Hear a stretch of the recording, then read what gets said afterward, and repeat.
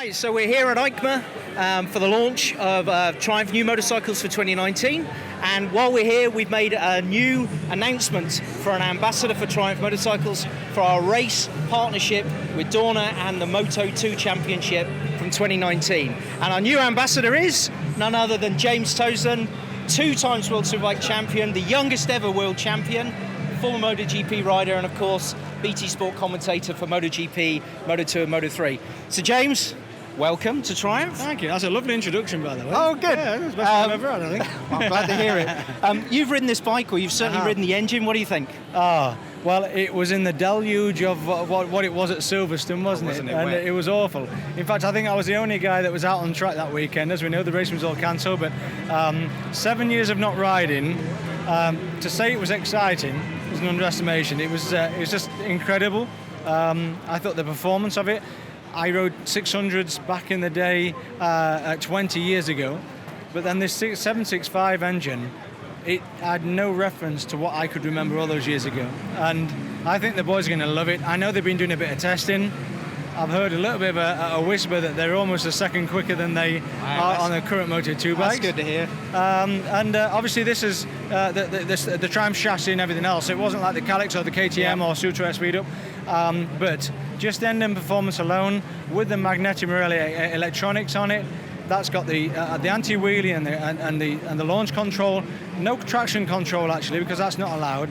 But I think the guys are going to love it. And also from the Moto3 guys that are coming up next year, Jorge Martin, the current world champion who's just won in Malaysia, and Bezecchi and all these great riders, it's going to be a bit more of a level playing field in Moto2 to give those boys a bit of a head start against the more experienced guys like Alex Marquez and the rest of them. And I think it's ready for a change. 8 years now on the same format. Triumph coming in right now with everything new, it's going to be fantastic. A reboot.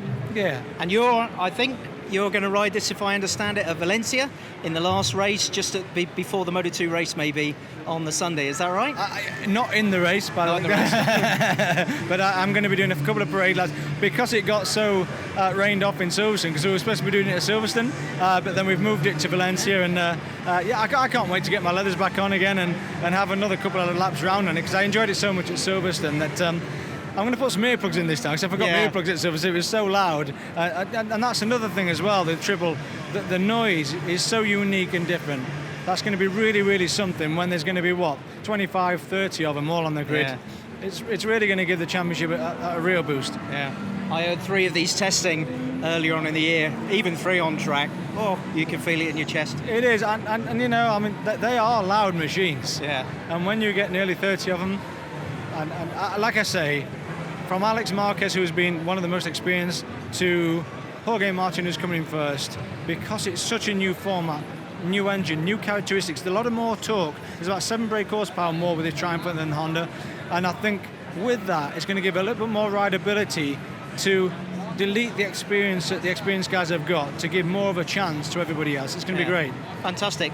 Well, thank you very much for joining Triumph. Pleasure. We look forward to seeing you again more.